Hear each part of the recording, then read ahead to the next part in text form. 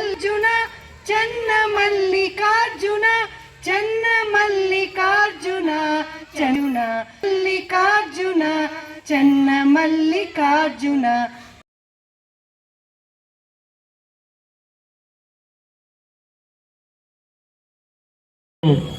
ಅನ್ಯರ ಹೊಗಳುವ ಕುನ್ನಿಗಳ ನೀನೆಂಬೆ ಕಾಣ ರಾಮನಾಥ.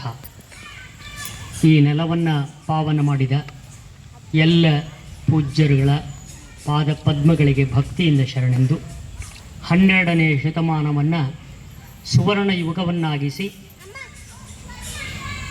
ಎಲ್ಲರ ಕಣ್ಣೊರೆಸಿದ ಆ ಮಹಾಮಹಿಮ ಬಸವಾದಿ ಶರಣರನ್ನು ಭಕ್ತಿಯಿಂದ ಸ್ಮರಿಸುತ್ತಾ, ಅದೇ ರೀತಿ ಈ ನೆಲವನ್ನು ಪಾವನ ಮಾಡಿ ನಮಗೆಲ್ಲ ಭಕ್ತಿಯ ಪಥವನ್ನು ತೋರಿದಂತಹ ಪೂಜ್ಯ ದೊಡ್ಡ ಅಪ್ಪಗಳವರ ಪಾದ ಪದ್ಮಗಳಿಗೆ ಭಕ್ತಿಯಿಂದ ಶರಣೆಂದು, ಅವರ ಹಾದಿಯಲ್ಲೇ ಸಾಗಿ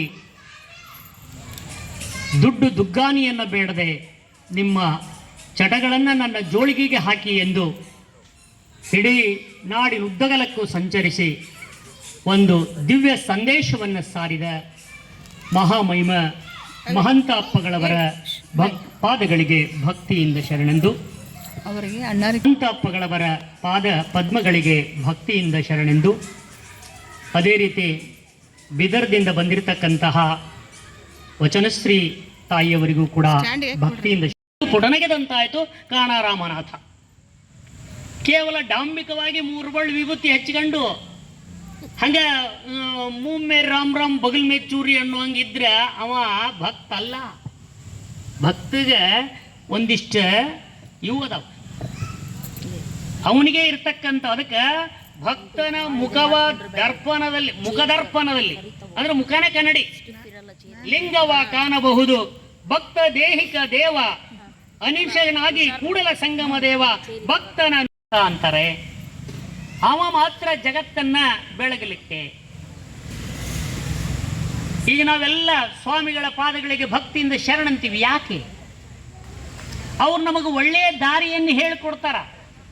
ಒಂದು ಮನೆ ಟಾರ್ಚ್ ಇದ್ದಂಗೆ, ಅವ್ರ ಲೈಟ್ ಇದ್ದಂಗೆ, ಆ ಲೈಟಿನ ಬೆಳಕಿನಾಗ ಹೋಗ್ಬೇಕು ನಾವು ಅದನ್ನು ಬಿಟ್ಕೊಂಡು ಏನು ಮಾಡ್ತೀವಿ ಹೇಳ್ರಿ, ಕತ್ತಲ್ದಾಗ ಹೊಂಟಿವಿ ಅಂದ್ರೆ ಏನು ಕಾಣುತ್ತೆ ಹೇಳ್ರಿ. ಅದಕ್ಕೆ ಅವರು ದಿವ್ಯ ಪ್ರಭೆ, ಬಸವಾದಿ ಶರಣರ ದಿವ್ಯ ಬೆಳಕಿನಲ್ಲಿ ಮಹಾಮನೆ ಅಂತ ಬರದ. ಬಸವಾದಿ ಶರಣರ ವಚನಗಳನ್ನು ಅರಿಬೇಕು, ತಿಳ್ಕೋಬೇಕು. ಅರಿತುಕೊಂಡಾಗ ಮಾತ್ರ ನಾವು ಏನಕ್ಕೆ ಹೇಳ್ರಿ ಒಳ್ಳೆಯ ಮಾರ್ಗಕ್ಕೆ ಬರ್ತೀವಿ, ಇಲ್ಲ ಅಂದ್ರೆ ಬರುವುದಿಲ್ಲ. ಅದಕ್ಕೆ ಬಸವಣ್ಣವ್ರು ಹೇಳ್ತಾರೆ ಬಹಳ ಅಮೂಲ್ಯವಾದ ಮಾತು, ಗುಡಿಗುಂಡಾರವನ್ನು ಕಟ್ತಿರಲ್ಲ, ಯಾಕೆ ಕಟ್ತೀರಿ? ಉಳ್ಳವರು ಶಿವಾಲಯವ ಮಾಡುವರು, ನಾನೇನು ಮಾಡಲಿ ಬಡವನಯ್ಯ. ಎನ್ನ ಕಾಲೇ ಕಂಬ, ದೇಹವೇ ದೇಗುಲ, ಶಿರವೇ ಹೊನ್ನ ಕಳಸವಯ್ಯ, ಶಿರವೇ ಹೊನ್ನ ಕಳಸವಯ್ಯ, ಸ್ಥಾವರ ಕಳಿ ಉಂಟು ಜಂಗಮ ಕಳಿವಿಲ್ಲ. ಗುಡಿಗುಂಡಾರಗಳಿಗೆ ಇವತ್ತಿರ್ತವ ನಾಳೆ ಬಿದ್ದು ಹೊಕ್ಕವ, ಆದರೆ ಜಂಗಮ ಮಾತ್ರ ಇದ್ದೇ ಇರ್ತಾನ. ನಾನೇನ್ ಮಾಡ್ಲಪ್ಪ, ಗುಡಿಗುಂಡಾರ ಕಟ್ಟಕ್ಕೆ ಹೋಗುದಿಲ್ಲ ಅಂದ್ರವ್ರು. ಈ ದೇಹನ ಗುಡಿ ಅಂದ್ರವ್ರು, ಈ ದೇಹನ ದೇಗುಲ ಅಂದ್ರವ್ರು. ಅವರು ಒಂದಿಷ್ಟು ಗುಡಿ ಕಟ್ಟಿದ್ರೆ 12ನೇ ಶತಮಾನದ ಶರಣರೆಲ್ಲ ಗುಡಿ ಕಟ್ಟಿದ್ರೆ ಈ ಊರಾಗ ಈ ನಾಡಿನೊಳಗೆ ಇದನ್ನೇ ಇರ್ತಿದ್ದಿಲ್ಲ. ಏನು ಇರ್ತಿದ್ದಿಲ್ಲ ಹೇಳ್ರಿ, ಜಗನೇ ಇರ್ತಿದ್ದಿಲ್ಲ. ಅವ್ರು ಗುಡಿ ಕಟ್ಪಡಂದ್ರು. ಇಲ್ಲೊಂದು ವಚನವನ್ನು ಬಹಳ ಚೆನ್ನಾಗಿ ಬಸವಾದಿ ಶರಣರ ಪೂರ್ವದಲ್ಲಿ ದೇವರ ಕುರಿತು ಒಂದು ಸ್ಪಷ್ಟತೆಯನ್ನ ಇರಲಿಲ್ಲ. ಅವಾಗ ದೇವರ ಕುರಿತು ಸ್ಪಷ್ಟತೆ ಇರಲಿಲ್ಲ. ಎಲ್ಲ ಬರೇ ಮೋಸ, ವಂಚನೆ, ದಗ ಇವೇ ಇದ್ದು. ದೇವರ ಹೆಸರಿನಲ್ಲಿ ಕೊಳ್ಳೆ ಹೊಡೆದಿತ್ತು, ದೇವರ ಹೆಸರಿನಲ್ಲಿ ಅವ್ರನ್ನ ಪೀಡಿಸ್ತಕ್ಕಂಥದ್ದಿತ್ತು. ಆಗ ಇಲ್ಲೇ ಒಂದು ವಚನವನ್ನು, ಬಹಳ ಅಮೂಲ್ಯವಾದ ವಚನವನ್ನು ಇಲ್ಲಿ ಹೇಳ್ಕೊಡ್ತಾರೆ. ಏನಂದ್ರೆ ಬಹಳ ಚೆನ್ನಾಗೈತಿ, ಖಂಡಿಸ್ತಾರ ಅವರು. ಇವೆಲ್ಲ ದೇವರಲ್ಲ, ದೇವರಲ್ಲದ ವಿಚಾರಗಳನ್ನು ಯಾಕೆ ನೀವು ನಮ್ಮ ಮುಂದೆ ಇಡ್ತೀರಿ ಅನ್ನುವಂತಹದ್ದನ್ನ ಬಸವಣ್ಣನವರು ಆಗ ಖಂಡಿಸಿದ್ರಿ. ಮಾತನ್ನ ಅದ್ಭುತವಾದ ವಚನ ಇದು. ಅದಕ್ಕೆ ಒಂದು ಕಡೆ ಹೇಳ್ತಾರವರು, ಕಲ್ಲು ದೇವರು ದೇವರಲ್ಲ, ಮಣ್ಣು ದೇವರು ದೇವರಲ್ಲ, ಮರ ದೇವರು ದೇವರಲ್ಲ, ಕಾಶಿ ಕೇದಾರ್ ಶ್ರೀಶೈಲಗಳಲ್ಲಿರುವ ದೇವರುಗಳು ದೇವರುಗಳಲ್ಲ, ಕಂಚು ಹಿತ್ತಾಳೆ ತಾಮ್ರಗಳಿಂದ ಮಾಡಿದ ದೇವರುಗಳು ದೇವರುಗಳಲ್ಲ, ಅಷ್ಟಾಷಷ್ಟಿ ತೀರ್ಥಂಗಳಲ್ಲಿರುವ ದೇವರುಗಳು ದೇವರುಗಳಲ್ಲ, ತನ್ನ ತಾನರಿದಡೆ ತಾನೇ ದೇವನೋಡ ಅಪ್ರಮಾಣ ಕೂಡಲ ಸಂಗಮ ದೇವ. ಎಷ್ಟು ಚೆನ್ನಾಗಿತ್ತರಪ್ಪ ಇದು. ನಾವು ಸುಮ್ಮನೆ ಮರ ಸುತ್ತೀವಿ, ಗುಡಿ ಸುತ್ತೀವಿ, ಕಲ್ಲು ಮಣ್ಣು ದೇವ್ರು ಅಲ್ಲ ಇವು. ನಿನ್ನ ಮನಸ್ಸನ್ನು ನೀನು ಅರಿತುಕೋ, ನಿನ್ನ ಮನಸ್ಸಿನಲ್ಲಿ ಇಳಿ, ಏನೈತಿ ನೋಡು. ನೀನು ಒಳ್ಳೆಯದನ್ನ ಆಚರಣೆ ಮಾಡಿದಂದ್ರೆ ಒಳ್ಳೆಯದ ಕತಿ, ಇಲ್ಲ ಅಂದ್ರೆ ಕೆಟ್ಟದ ಕತಿ. ಒಬ್ಬ ಔಷಧಿ ವ್ಯಾಪಾರಿ ಇದ್ದ. ಅವ ದೇವರು ದಿಂಡ್ರು ಅದು ಇದು ಒಟ್ಟ ನಮಸ್ಕಾರ ಅಂತಿದ್ದಿಲ್ಲ, ನಾಸ್ತಿಕನಾಗಿದ್ದ, ಪಕ್ಕಾ ನಾಸ್ತಿಕನಾಗಿದ್ದ. ಮನೆಗೆಲ್ಲ ಸೊಸೆಯಂದಿರು ಮಕ್ಕಳು ಎಲ್ಲ ನಮ್ಮ ಅಪ್ಪಗೇನಪ್ಪ ಹಿಂಗೆ ಹೇಳಕ್ ಹಾಕಿದ್ದರು. ಅವ ಒಂದು ಯಾವುದೋ ಫೋಟೋಕ್ಕೆ ನಮಸ್ಕಾರ ಮಾಡ್ತಿದ್ದಿಲ್ಲ, ಏನು ಮಾಡ್ತಿದ್ದಿಲ್ಲ. ಒಂದ್ಸಲ ಏನಾಯ್ತು, ಮೆಡಿಕಲ್ ಸ್ಟೋರ್ಸ್ನಾಗ ಕುಂತಿದ್ದ. ಆಗ ಒಬ್ಬ ಹುಡುಗ ಬಂದ, ಸಣ್ಣ ಹುಡುಗ ಬಾಲಕ. ಅವ್ರ ಅಪ್ಪಿಲ್ಲ, ಅವ್ರ ಅವ್ವದಳ, ಕಾಯಿಲೆ ಆಗ್ಯದ, ಔಷಧಿ ತಗೊಳಕ್ ಬಂದಾನ. ಔಷಧಿ ಹಿಂಗೆ ಕೊಡಬೇಕನ್ನೋ ಅಷ್ಟೊತ್ತಿಗೆ ಕರೆಂಟ್ ಹೋಗ್ಬಿಡ್ತು. ಗುಡುಗು ಸಿಡ್ಲು ಮಳೆ ಜೋರ ಬರಕತ್ತು. ಆಗ ಔಷಧಿ ವ್ಯಾಪಾರಿ ಹಿಂಗೆ ತಗೊಂಡವನೇ ಔಷಧಿ ಬಾಟ್ಲಿ ಅವ್ನ ಕೈ ಕೊಟ್ಟ, ರೊಕ್ಕ ತೊಗೊಂಡ. ಅವ್ರವ್ನು ಉಳಿಸ್ಬೇಕಲ್ಲ ಹುಡುಗ, ಒಂದೇ ಏಟಿಗೆ ಹುಡ್ಕೋ ಅಂತ ಹೋದ್ಮೇಲೆ ಒಂದು 15-20 ನಿಮಿಷ ಆದಮೇಲೆ ಕರೆಂಟ್ ಬಂತು. ಕರೆಂಟ್ ಬಂದ ಕೂಡಲೇ ನೋಡ್ತಾನವ ಔಷಧಿ ವ್ಯಾಪಾರಿ. ಹಿಂಗೆ ನೋಡ್ತಾನ, ನಾನು ಕತ್ತಲ್ದಾಗ ಯಾವ ಔಷಧಿ ಕೊಟ್ಟನು ಯಪ್ಪು ಅನ್ನೋನ ಹಿಂಗೆ ನೋಡ್ತಾನ. ಅದು ಔಷಧಿ ವಿಷ ಆಗಿತ್ತು, ವಿಷದ ಔಷಧಿ ಕೊಟ್ಬಿಟ್ಟಿದ್ದ.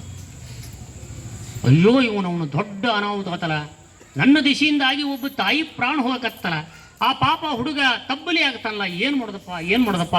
ಇನ್ನು ಎಲ್ಲಿ ಹುಡುಕುದವನ್ನ ಪರಿತಪಿಸುವಂತ ಏನು ಮಾಡಕತ್ತಿದ್ದ, ಹೊಟ್ಟಿ ಕಿವುಚ್ಕೊಳಕ್ ಹತ್ತಿದ್ದ.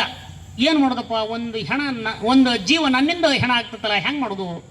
ಆಗ ಅವರಪ್ಪ ಅವನಿಗೆ ಒಂದು ಮಾತು ಹೇಳಿದ್ನ, ನಿನಗೇನಾರ ಕಷ್ಟ ಬಂದಾಗ ಈ ಒಂದು ದೇವ್ರ ಫೋಟೋ ಕೈ ಮುಗಿ ನಮಸ್ಕಾರ ಹಾಕಿ, ಹಂಗ ನಿನ್ನ ಮನುಷ್ಯನಾಗ ಒಳ್ಳೆಯ ಭಾವನೆಯಿಂದ ನಮಸ್ಕಾರ ಹಾಕು, ನಿನಗೆ ಒಳ್ಳೇದಾಕತ್ತಿ ಅಂದ್ರೆ ಅಂದಿದ್ನಂತ. ಅದು ನೆನಪಾಗಿ ಹಿಂಗೆ ನಮಸ್ಕಾರ ಮಾಡ್ದ, ಒಳ್ಳೆಯ ಮನಸ್ಸಿನಿಂದ ನಮಸ್ಕಾರ ಮಾಡ್ದ.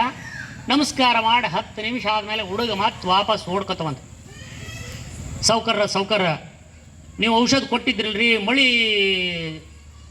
ಮಳಿ ಭಾಳ ಬರಕತ್ತೈತಿ, ದಾರ್ಯಾಗ ಹೋಗೋ ಹೊತ್ನಾಗ ಎಡ್ದು ದೊಡ್ಡ ಬಾಟ್ಲಿ ಒಡೆದು ಹೋಗ್ತ್ರಿ, ಅದಕ್ಕೆ ಇನ್ನೊಂದು ಔಷಧ ಬಾಟ್ಲಿ ಕೊಡ್ರಿ, ಆದ್ರೆ ರೊಕ್ಕ ಇಲ್ರಿ ಅಂದ. ಆ ಹುಡುಗನ ತಬ್ಬಿಕೊಂಡು, ಯಪ್ಪ ಬಂದೆಲ್ಲ ಬಾ ಬೇಗ ಅಂದವನ ಚಲೋ ಔಷಧಿ ಕೊಟ್ಟು ಮತ್ತವನಿಗೆ ರೊಕ್ಕ ಕೊಟ್ಟು ಕಳಿಸಿದಂತೆ. ಆಗ ದೇವರು ಇದ್ದಾನೆ ಎಲ್ಲೋ ಒಂದು ಕಡೆ ಅದ. ಎಲ್ಲದನ ನಮ್ಮ ಮನಸ್ಸಿನಲ್ಲದನ. ಒಳ್ಳೆಯದನ್ನು ಆಚರಣೆ ಮಾಡಿದರೆ ಒಳ್ಳೇದಾಗತ್ತ, ಕೆಟ್ಟದ್ದನ್ನು ಆಚರಣೆ ಮಾಡಿದ್ರೆ ಕೆಟ್ಟದ್ದಾಗತ್ತೆ, ಅಷ್ಟೇ. ನಾವೆಲ್ಲ ಬಸವಾದಿ ಶರಣರು ಅವರು ತಿಳ್ಕೊಂಡದ್ದ ಬೇರೆ, ನಾವು ತಿಳ್ಕೊಳ್ಳೋದ ಬೇರೆ ಅನ್ನುವಂಥದ್ದು. ಏನಂದ್ರೆ ದೇವ್ರು ಎಲ್ಲದನ. ಹಾಗಾದರೆ ದೇವ್ರು ಎಲ್ಲದನಪ್ಪಮ್ಮ? ಪ್ರತಿ ಜೀವಿಗಳ ನಿಷ್ಕಲ್ಮಶ ಹೃದಯದಲ್ಲಿ ದೇವರಿದ್ದಾನೆ, ಕರುಣೆಯಲ್ಲಿ ದೇವರಿದ್ದಾನೆ, ಪ್ರೀತಿಯಲ್ಲಿ ದೇವರಿದ್ದಾನೆ, ಮಮತೆಯಲ್ಲಿ ದೇವರಿದ್ದಾನೆ, ಮಾನವೀಯ ಮೌಲ್ಯಗಳಲ್ಲಿ ದೇವರಿದ್ದಾನೆ, ನಮ್ಮ ನಗುವಿನಲ್ಲಿದ್ದಾನೆ, ಅಹಿಂಸೆಯಲ್ಲಿ, ಮುಗ್ಧತೆಯಲ್ಲಿ, ಸಹಾಯ ಮಾಡುವ ಮನದಲ್ಲಿ, ನಿಸ್ವಾರ್ಥದಲ್ಲಿ, ದಾನ ಧರ್ಮದಲ್ಲಿ, ಸದ್ಗುಣಗಳಲ್ಲಿ ಆ ಭಗವಂತ. ಬಹಳ ಸುಂದರವಾಗಿ ಅವರು ಹೇಳ್ತಾರೆ, ಕಲ್ಲೊಳಗೆ ಹೊನ್ನುಂಟು, ಕಲ್ಲಿನಾಗ ಬಂಗಾರ ಐತಿ, ಮರದೊಳಗೆ ಅಗ್ನಿ ಉಂಟು, ಹಾಲೊಳಗೆ ತುಪ್ಪ ಉಂಟು, ಅಂತರಾಮಿಯಲ್ಲಿ ಶಿವನಿಯನು, ಇದು ಕಾರಣ ಕತ್ತಲೆ ಕಾಣಬಾರದು, ತೋರಬಲ್ಲ ಗುರು ಸುಳಿಯನು ಕೂಡಲ ಸಂಗಮ ದೇವ. ಎಷ್ಟು ಸರಳದ ನೋಡ್ರಿ, ಅಷ್ಟದವನ್ರಿ. ಸಂಸ್ಕೃತ ಭೂವಿಷ್ಠವಾದ ಕಾಲ 10ನೇ ಶತಮಾನದಲ್ಲಿತ್ತು. ಅವರು ಆಡು ನುಡಿಯಲ್ಲಿ ಜನರಾಡುವ, ಜನರ ಮನಸ್ಸಿಗೆ ತಟ್ಟುವ ಹಾಗೆ ವಚನಗಳನ್ನು ಬರೆದರು. ವಚನವನ್ನು ರಚನೆ ಮಾಡಿದಂತಹ ಏನು ಶರಣರದಲ್ಲ, ಅವರು ನಮ್ಮಂಗೆ 4 ಡಿಗ್ರಿ ತಗೊಂಡವರಲ್ಲ, ಯಾವುದು ಶಾಲೆಗೆ ಹೋದವರಲ್ಲ. ಎಂಥ ಅದ್ಭುತವಾದ ವಿಚಾರಗಳನ್ನು ಅವರು ಶಬ್ದಗಳನ್ನು ಹೇಳ್ತಾರೆ ನೋಡಿ. ಆ ಶಬ್ದಗಳನ್ನು ನಾವು ಡಿಕ್ಷನರಿ ನೋಡಬೇಕು. ಮತ್ತು ಅಷ್ಟು ಅದ್ಭುತವಾದ ಪ್ರಯೋಗಗಳನ್ನು ಅವರು ಮಾಡಿದ್ದಾರೆ. ಕಲ್ಲಾಗ ಬಂಗಾರ ಐತಿ, ಮರದೊಳಗೆ ಅಗ್ನಿ ಐತಿ ಕಾಣಂಗಿಲ್ಲ, ಹಾಲೊಳಗೆ ತುಪ್ಪ ಇದೆ ಕಾಣಂಗಿಲ್ಲ. ಅಂತರಾಮಿಯಲ್ಲಿ ಶಿವ, ನಮ್ಮ ಮನುಷ್ಯನೊಳಗೆ ಶಿವಾಗನ. ನೀ ಸುಮ್ಮನೆ ಕತ್ತಲೆಯನ್ನು ಹುಡುಕಕ್ಕೆ ಹೋಗ್ತೀಯ, ಗುಡಿ ಗುಂಡಾರಗಳಿಗೆ ಸುತ್ತ ಹಾಕ್ತೀಯ, ಅಡ್ಡ ಉದ್ದ ಲಿಂಗಾಯ ನಮಃ. ಓಂ ಶ್ರೀ ಗುರು ಬಸವಲಿಂಗಾಯ ನಮಃ. ಓಂ ಶ್ರೀ ಗುರು ಬಸವಲಿಂಗಾಯ ನಮಃ. ಓಂ ಶ್ರೀ ಗುರು ಬಸವಲಿಂಗಾಯ ನಮಃ. ಓಂ ಶ್ರೀ ಗುರು ಬಸವಲಿಂಗಾಯ ನಮಃ. ಓಂ ಶ್ರೀ ಗುರು ಬಸವಲಿಂಗಾಯ ನಮಃ. ಓಂ ಶ್ರೀ ಗುರು ಬಸವಲಿಂಗಾಯ ನಮಃ. ಓಂ ಶ್ರೀ ಗುರು ಬಸವಲಿಂಗಾಯ ನಮಃ. ಓಂ ಶ್ರೀ ಗುರು ಬಸವಲಿಂಗಾಯ.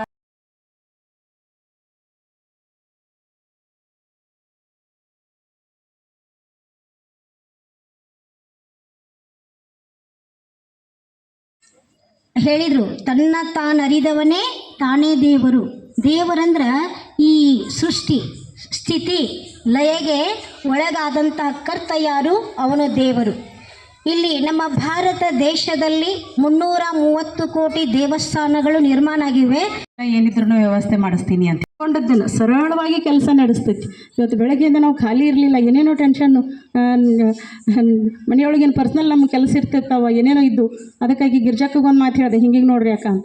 ಅಲ್ಲಿ ಎಲ್ಲ ಕೆಲಸಗಳನ್ನು ಎಷ್ಟು ಸರಳ ಮಾಡ್ತಾವ ಅಂತ ಹೇಳಂದ್ರೆ, ನಂಗೆ ಮಹಾತಜ್ಜ ನಮ್ಮ ಬೆನ್ನಿಗೆ ಹೆಂಗಿರ್ತಾನ ಅನ್ನೋದಕ್ಕೊಂದು ಆ ಒಂದು ಶಕ್ತಿಯನ್ನು ನಾನು ಹೇಳ್ತೀನಿ. ಇವತ್ತು ವಿಷಯ ಸರ್ ತೊಗೊಂಡದ ವಿಷಯನೂ ಅದೇ. ಅಂದ್ರೆ ನೀವು ನಂಬಿದ್ರಿ ಅಂದ್ರೆ ಅದೊಂದು ಅದಮ್ಯವಾದಂತಹ ಚೈತನ್ಯ ಶಕ್ತಿ. ಅದನ್ನು ನೀವು ನಂಬಿದ್ರಿ ಅಂತ ಹೇಳಂದ್ರೆ ನಿಮ್ಮನ್ನ ಹೆಂಗೆ ಹಿಡಿದು ಮುನ್ನಡೆಸ್ತೈತಿ ಅನ್ನೋದಕ್ಕೆ ನಾವು ನಂಬಿದಂಥ ಒಂದು ಶಕ್ತಿನೇ ನಮಗೆ ಕಾರಣ ಅಂತ ಹೇಳ್ಬೋದು. ಅವರು ಒಂದೇ ಮಾತಿಗೆ ಸರ್ ಹೇಳಿದುಗಳೇ, ಸರ್ ನಿಮ್ಗೆ ಯಾವ ಸಬ್ಜೆಕ್ಟ್ ಬೇಕೋ ನೀವು ಆರಿಸ್ಕೊಡ್ರಿ, ನೀವು ಹಿಂಗೆ ಮಾತಾಡ್ರಿ ಅಂದ ತಕ್ಷಣ ಆಯ್ತು ರೀ ಅಂತೇಳಿ. ಮತ್ತು ಅದಕ್ಕೆ ರಿಲೇಟೆಡ್ ವಚನ ಕಳಿಸ್ಲೇನ್ರಿ ಸರ್ ಅಂದರೆ ಬ್ಯಾಡ್ರಿ, ನಾ ಎಲ್ಲ ಮಾತಾಡ್ತೀನಿ ರೀ ಅಂಥೇಳಿ. ಅಷ್ಟೊಂದು ಶರಣ ಚಿಂತಕರು ಅವರ ಒಂದು ನಿವೃತ್ತಿ ಆದಮೇಲೆ ತಮ್ಮ ಪ್ರವೃತ್ತಿಯನ್ನು ಬಿಟ್ಟಿಲ್ಲ. ನಾವು ಎಲ್ಲೇ ಕರೀಲಿ ತಮ್ಮ ಒಂದು ಅದ್ಭುತವಾದಂಥ ಹುಡುಕಬೇಕಷ್ಟೆ. ಹುಡುಕೋ ಕೆಲಸ ನಮ್ಮದೈತಿ, ಆದ್ರೆ ಇದ್ದದ್ದಂತೂ ಖರೆ ಐತಿ. ಅದಕ್ಕಾಗಿ ನಮ್ಮ ಹೃದಯದಲ್ಲಿ ಪರಮಾತ್ಮದನೆ ಅಂತ, ಮನುಷ್ಯನ ಹೃದಯದಲ್ಲಿ ಪರಮಾತ್ಮದನೆ. ಹಂಗಾರೆ ಇನ್ನೊಂದು ಕ್ವಶನ್ ಬರ್ತೈತಪ್ಪ, ಏನಂತಂದ್ರೆ ಮನುಷ್ಯನ ಹೃದಯದಲ್ಲಿ ಪರಮಾತ್ಮದನ ಅಂತ ನಂಬುತ್ತೇವೆ, ಕರೆಕ್ಟ್ ಅದು. ಆದ್ರೆ ಎಲ್ಲರೊಳಗೂ ದೇವರದಾನ, ಖರೇನ ಅದು. ಆದ್ರೆ ಎಲ್ಲರೊಳಗೂ ದೇವರದಾನಂದ್ರೆ ಎಲ್ಲರೂ ದೇವರಂಗ ಇರ್ಬೇಕಲ್ಲ, ಎಲ್ಲರೂ ದೇವರಂಗ ಇರ್ಬೇಕಲ್ಲ. ಎಲ್ಲರೂ ದೇವರಂಗ ಅದಾರ. ಕೆಲವು ಮಂದಿ ದೇವ್ರಂಗ ಅದಾರೆ, ಕೆಲವೊಂದು ರಾಕ್ಷಸರಂಗ ಅದಾರೆ. ಹಂಗೆ ಬಡಿತಾರೆ, ಕಡಿತಾರೆ, ಮೋಸ ಮಾಡ್ತಾರೆ, ಕೊಲೆ ಮಾಡ್ತಾರೆ, ಸುಲಿಗೆ ಮಾಡ್ತಾರೆ, ಎಷ್ಟು ಕೆಟ್ಟ ಕೆಲಸ ಮಾಡ್ತಾರೆ, ಶೋಷಣೆ ಮಾಡ್ತಾರೆ, ಎಷ್ಟು ಕೆಟ್ಟ ಕೆಲಸ ಮಾಡ್ತಾರಲ್ಲ ಅವರೆಲ್ಲ ಮನುಷ್ಯರು ಮಾಡ್ತಾರಲ್ಲ. ಹಂಗಾರೆ ಆ ಮನುಷ್ಯರಲ್ಲಿ ದೇವ್ರದಾನಂದ್ರೆ ದೇವ್ರು ಕುತ್ಕೊಂಡಿದ್ದನ್ನೆಲ್ಲ ಕೆಟ್ಟ ಕೆಲಸ ಮಾಡಿಸ್ತಾನ ನಾವು? ದೊಡ್ಡ ಪ್ರಶ್ನೆ ಬರ್ತದೆ ನಮಗೆ. ಹಂಗಾರೆ ಎಲ್ಲಿ ಅದನಪ್ಪ ದೇವರು? ಅದನ್ನು ನಾವು ಡೆವಲಪ್ ಮಾಡ್ಕೋಬೇಕು, ವಿಕಾಸ ಮಾಡ್ಕೋ. ಅದು ಯಾರ ಕೈಯಾಗೈತೆ ಅಂದ್ರೆ ಅದು ನಮ್ಮ ಕೈಯಾಗೈತಿ. ಅದು ಐತಿ, ಅದನ್ನು ವಿಕಾಸ ಮಾಡಿಕೊಂಡ್ರೆ ಹೆಂಗೆ ಬೀಜ ಐತಿ, ಬೀಜ ಊರಿ ವಿಕಾಸ ಮಾಡಿದ್ರೆ ಯಾವ ಹಣ್ಣು ಕೈಯಾಗ ಹೆಂಗೆ ಬರ್ತೈತಿ ಹಂಗೆ ಅದು ಒಳಗೆ ಐತಿ. ಅದನ್ನು ನಾವು ವಿಕಾಸ ಮಾಡಿದ್ವಿ ಅಂತಂದ್ರೆ ಆ ದೇವ್ರನ್ನುವಂಥ ಫ್ರೂಟ್ ಹಣ್ಣು ಅದು ನಮ್ಮ ಕೈಯೊಳಗನ ಸಿಗ್ತೈತಿ. ಅದನ್ನು ಯಾರು ವಿಕಾಸ ಮಾಡ್ಕೊಂಡಾರಲ್ಲ ಅವ್ರು ನಡೆದಾಡುವ ದೇವರಾಗ್ಯಾರು.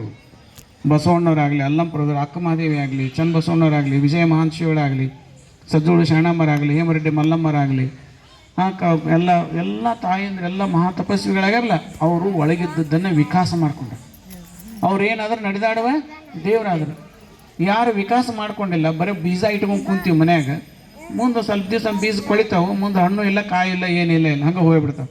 ಹಂಗಾಗಿ ಯಾರು ವಿಕಾಸ ಮಾಡ್ಕೊಳ್ಳಂಗಿಲ್ಲ ಅವ್ರು ಹಿಂಗೆ ಒಂದು ದಿವಸ ಸತ್ತು ಕೆಲಸ ಹೋಗ್ಬಿಡ್ತೀವಿ, ಶರೀರ ಹೋಗ್ಬಿಡ್ತೈತೆ, ಅದು ಹೋಗ್ಬಿಡ್ತದೆ, ಅದ್ರ ಜೊತೆಗೆ ಅದು ಹೋಗ್ಬಿಡ್ತೈತೆ. ಆದರೆ ಯಾರು ವಿಕಾಸ ಮಾಡ್ಕೊತಾರೋ ಅವ್ರೊಳಗೆ ಅದು ಬೆಳೆದು ನಿಂದಿರ್ತೈತಿ. ಅದಕ್ಕಾಗಿ ವಿಕಾಸ ಮಾಡ್ಕೊಳ್ತಕ್ಕಂಥ ಒಂದು ಕ್ರಮವನ್ನು ಬಸವಣ್ಣ ನಮಗೆ ಹೇಳಿಕೊಟ್ರು. ಒಳಗೈತಿ, ಅದನ್ನು ವಿಕಾಸ ಮಾಡ್ಕೊಳ್ಳಿಲ್ಲ ಅಂದ್ರೆ ಏನೂ ಫಲ ಇಲ್ಲ.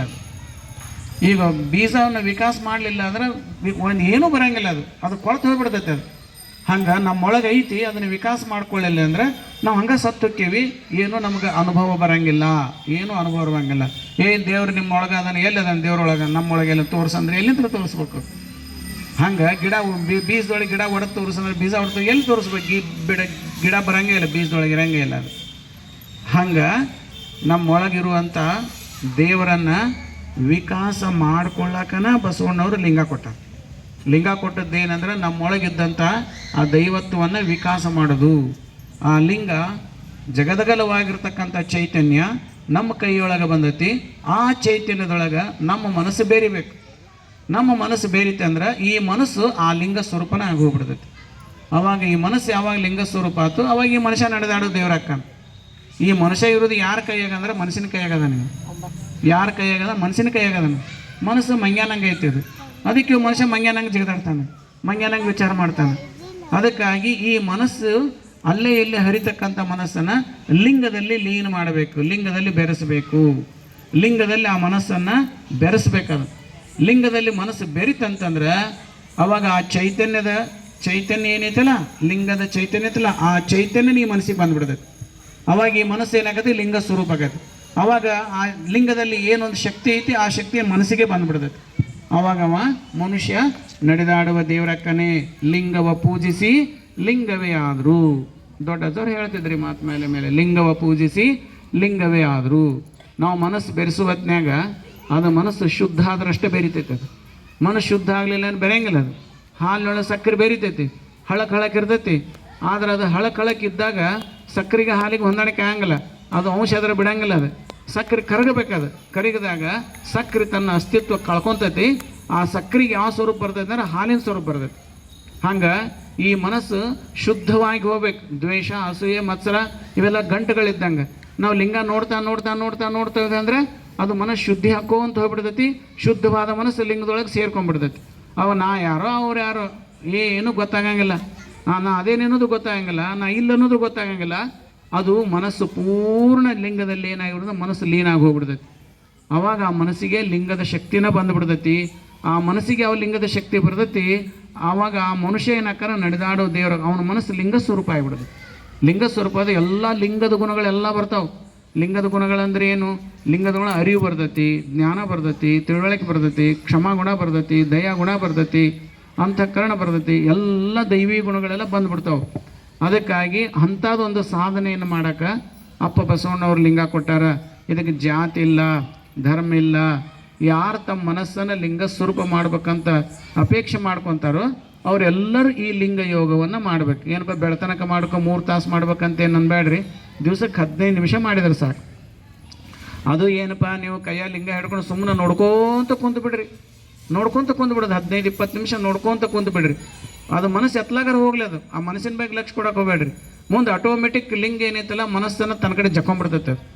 ಜಕ್ಕೊಂಡು ಲಿಂಗ ತನ್ನೊಳಗೆ ಅದು ನಿಲ್ಲಿಸ್ಬಿಡ್ತೈತೆ. ಲಿಂಗ ಮನಸ್ಸನ್ನು ನಿಲ್ಲಿಸ್ಬಿಡ್ತೈತೆ.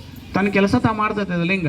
ನಾವೇನು ಮಾಡೋದು ನೋಡೋದಷ್ಟ ಮಾಡ್ಬೇಕು. ನಾವು ಅದನ್ನು ಮುಂದೆ ಸ್ವಲ್ಪ ದಿವಸ ಆದ್ಮ್ಯಾಗ ಗಪ್ಪನ ಅದು ಒಳಗೆ ಹೋಗಿಬಿಡ್ತೈತೆ, ಮನಸ್ಸು ಒಳಗೆ ಹೋಗಿಬಿಡ್ತೈತೆ, ಆಟೋಮೆಟಿಕ್ ಹೋಗತ್ತೆ ಅದು.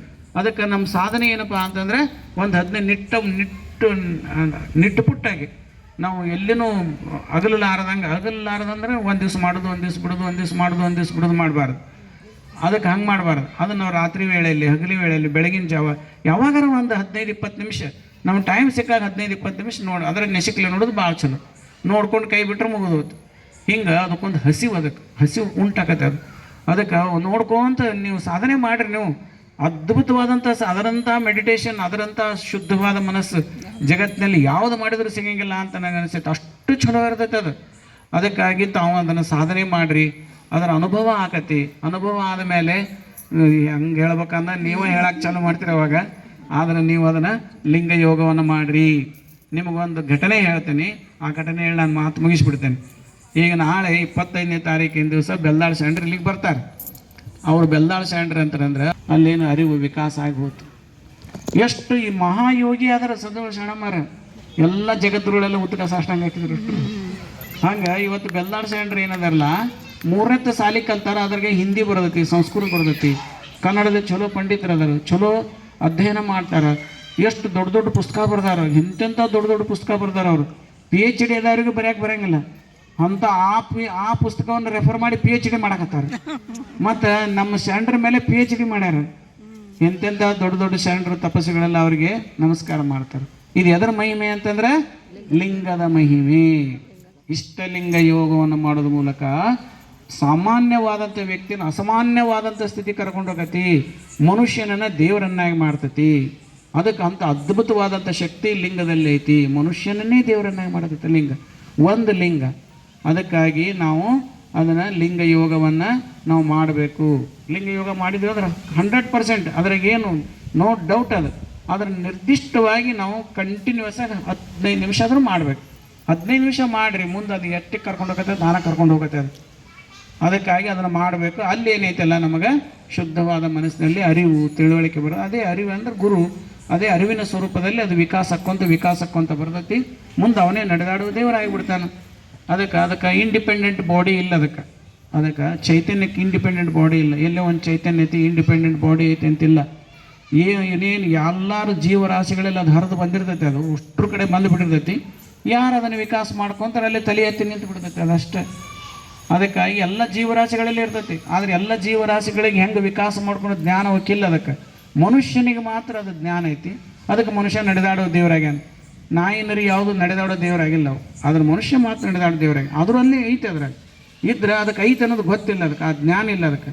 ಆದ್ರೆ ಮನುಷ್ಯ ತನ್ನೊಳಗೆ ಅದು ಕಂಡುಕೊಂಡ ಮೇಲೆ ಅವ ಏನಂತಾನೆ, ಎಲ್ಲರೊಳಗೆ ಐತಿ ಅಂತ. ನಾವು ಎಲ್ಲರೊಳಗೆ ಐತಿ, ಎಲ್ಲ ಜೀವರಾಶಿಯಲ್ಲಿ, ಅದಕ್ಕೆ ಪ್ರಾಣಿ ಹಿಂಸೆ ಮಾಡಬೇಡ್ರಿ ಅಂತಾನೆ. ಅದರೊಳಗೆ ಐತೆ ಅದು ನೀವು ಕೊಲ್ಲಕ್ಕೆ ಹೋಗ್ಬೇಡ್ರಿ ಅಂತಾನೆ.